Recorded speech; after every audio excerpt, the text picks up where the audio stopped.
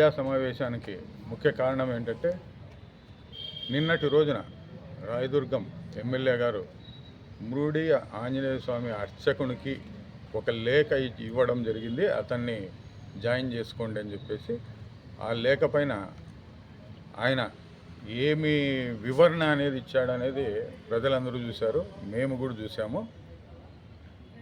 వాస్తవానికి ఆయన మాట్లాడేది ఏంటంటే కొంతమంది దీన్ని రాద్ధాంతం చేస్తున్నారు.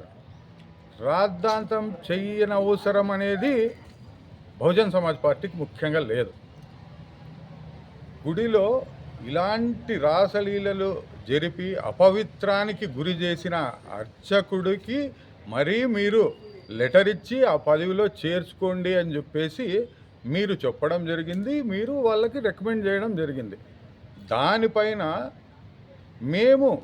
మీరు రికమెండ్ చేశారని చెప్పేసి అలాంటి వ్యక్తికి చేయకూడదని చెప్పేసి మేము ప్రెస్ మీట్ పెట్టి మీ లెటర్ని మీడియా ద్వారా బయటకు పెట్టడం జరిగింది. అంతేగాని మేమేదో రచ్చ చేయాలని కాదు, హిందువుల భక్తుల మనోభావాలు దెబ్బ తినకుండా చూడ్డానికి మేము ప్రెస్ మీట్ పెట్టడం జరిగింది, అంతవరకే. కానీ అలాంటి అర్చకులు వస్తే హిందువుల మనోభావాలు దెబ్బతింటాయని ఒక ఉద్దేశంతో పెట్టాము. కానీ ఏదో మీపైన ఇంకొకరిపైన మాకు పెట్టాల్సిన అవసరం లేదు. బహుజన్ సమాజ్ పార్టీ ఏది నిజమంటే దాన్ని మాత్రమే మాట్లాడుతుందని చెప్పేసి ఫస్ట్ మీరు గుర్తించాలా.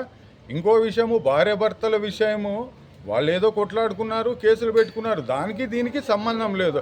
వాళ్ళు కొట్లాడుకొని వాళ్ళు కాంప్రమైజ్ అయ్యి ఉద్యోగం ఇవ్వమంటే ఇవ్వడానికి ఇది కాదు కదా, అది మీ సొత్తు కాదు కదా.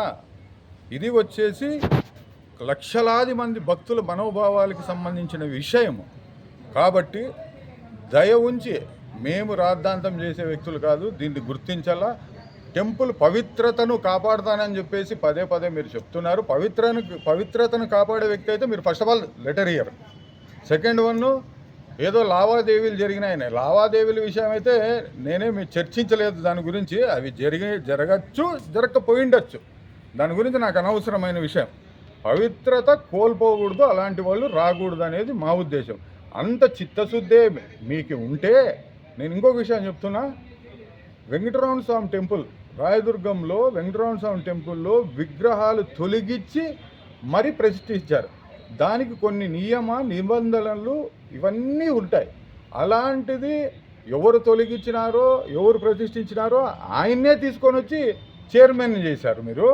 మళ్ళీ పవిత్రత గురించి, గుళ్ళ గురించి దాని గురించి మేము భద్రంగా చూసుకుంటాం, అపవిత్రం కాకున్నట్లు చూసుకుంటామని మాట్లాడడం చాలా హాస్యాస్పదంగా ఉందని చెప్పేసి తెలియజేస్తున్నా. ఇలాంటివి ఇంకొకసారి జరగదు. లెటర్ ఇచ్చినారు మీరు, మళ్ళీ దాన్ని వెనక్కి తీసుకుంటామంటున్నారు, ఏదో పొరపాటు అయిందంటున్నారు, అనేక రకాలుగా మీరే చెప్తా అన్నారు. ఇచ్చింది నేనే అంటున్నారు, పొరపాటు అయింది నాదే అని చెప్తున్నారు. అది మీరు ఎలా చెప్తున్నారో, ఎలా మాట్లాడుతున్నారో మీకే తెలియాలా.